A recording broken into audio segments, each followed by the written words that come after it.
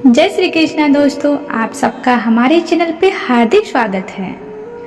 आज हम उत्पन्ना एकादशी की व्रत कथा का श्रवण करेंगे, लेकिन इसके पहले हम उत्पन्ना एकादशी के बारे में कुछ जानते हैं। इस दिन भगवान विष्णु और देवी लक्ष्मी की पूजा की जाती है।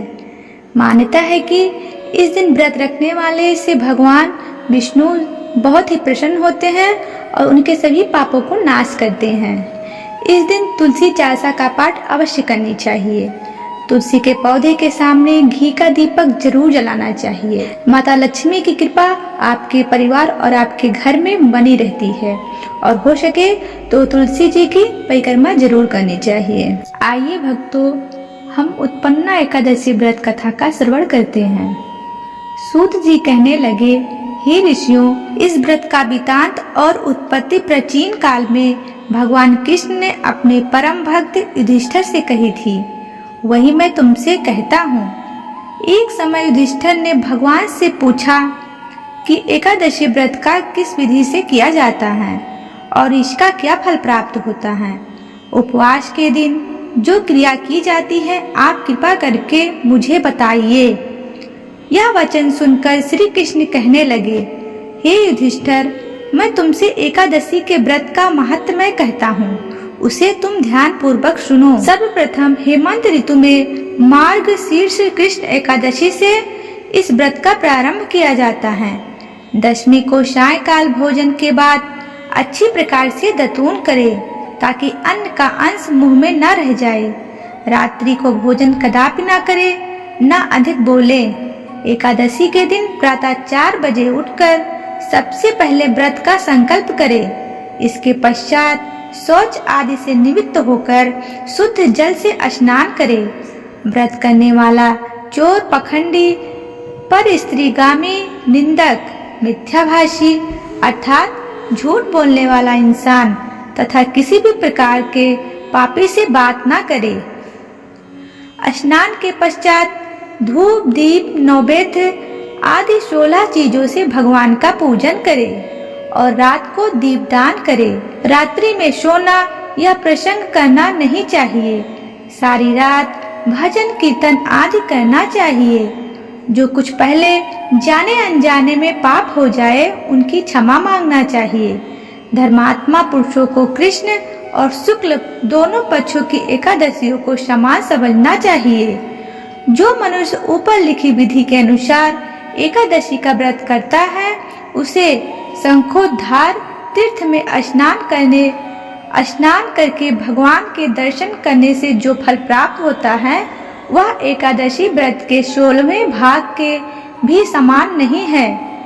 व्यतिपात के दिन दान देने का 1 लाख गुना फल प्राप्त होता है। संक्रांति से 4 लाख गुना तथा सूर्य चंद्र ग्रहण के स्नान दान से जो पुण्य प्राप्त होता है वही पुण्य एकादशी के व्रत करने से प्राप्त होता है।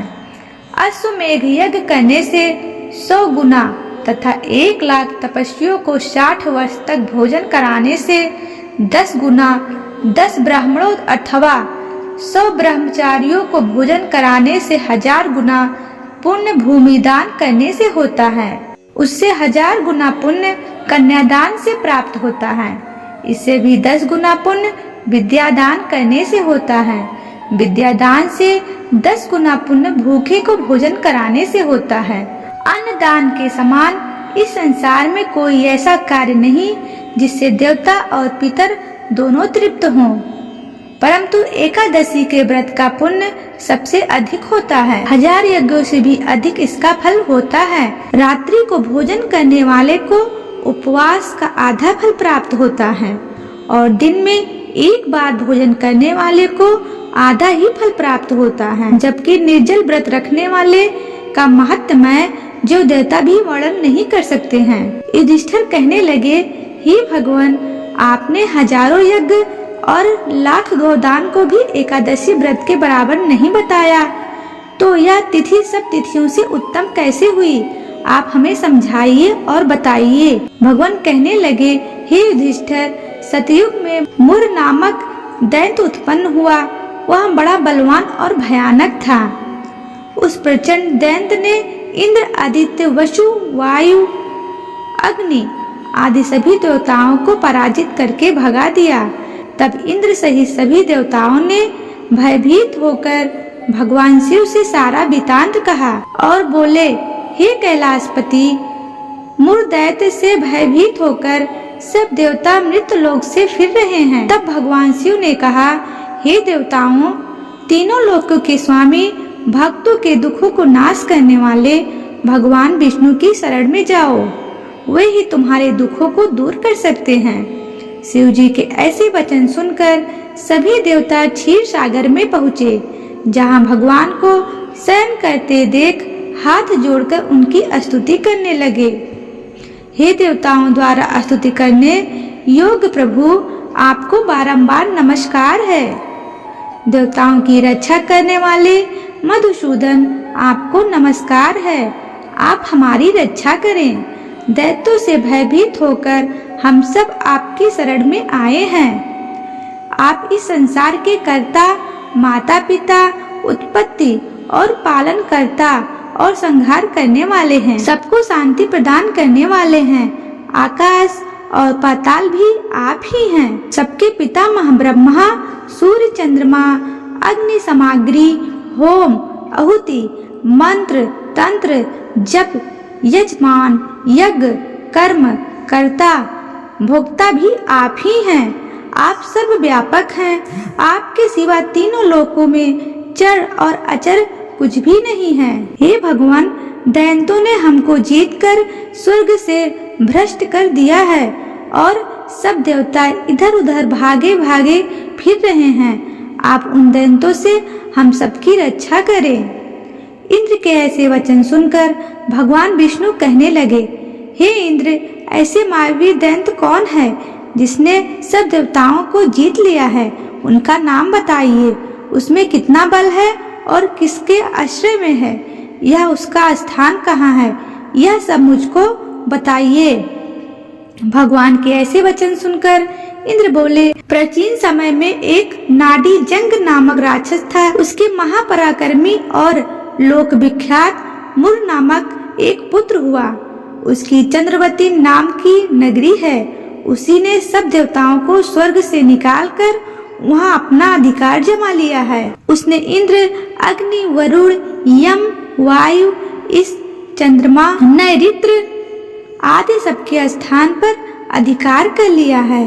सूर्य बनकर स्वयं ही प्रकाश करता है, स्वयं ही मेघ बन बैठा है और सबसे अजय है।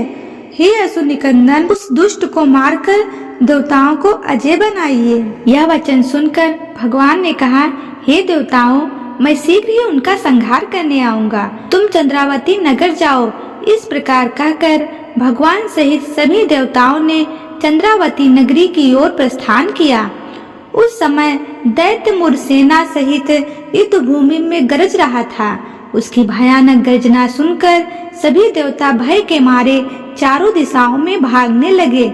जब स्वयं भगवान रणभूमि में आए तो दैत्य उन पर भी अस्त्र शस्त्र आयुध लेकर दौड़े। भगवान ने उन्हें सर्प के समान अपने बाढ़ों से बीध डाला। बहुत से दैत्य मारे गए, केवल मूर बचा रहा। वह अविचल भाव से भगवान के साथ युद्ध करता रहा। भगवान जो जो तीक्ष्ण बाण चलाते वह उसके पीछे पुष्प सिद्ध होता। उसका शरीर छिन्न भिन्न हो गया, किंतु वह लगातार युद्ध करता रहा। दोनों के बीच मल्ल युद्ध भी हुआ। 10,000 वर्ष तक उनका युद्ध चलता रहा, किंतु मूर नहीं हारा। थककर भगवान बद्री आश्रम चले गए। वहाँ हेमवती नामक सुंदर गुफा थी। उसमें विश्राम करने के लिए भगवान उसके अंदर प्रवेश कर गए। यह गुफा 12 योजन लंबी थी और उसका एक ही द्वार था। विष्णु भगवान वहाँ योग निद्रा की गोद में सो गए। मूर भी पीछे पीछे आ गया और भगवान को सोया देखकर मारने को उद्धत हुआ। तभी भगवान के शरीर से उज्जवल कांतिमय रूप वाली देवी प्रकट हुई। देवी ने राक्षस मूर को ललकारा, युद्ध किया और उसे तत्काल मौत के घाट उतार दिया। श्री हरि जब योग निद्रा की गोद से उठे तो सब बातों को जानकर उस देवी से कहा, आपका जन्म एकादशी के दिन हुआ है, अतः आप उत्पन्ना एकादशी के नाम से पूजित होंगी। आपके भक्त वही होंगे जो मेरे भक्त हैं। इस प्रकार उत्पन्ना एकादशी व्रत कथा संपूर्ण हुआ। बोलो जय श्री कृष्णा।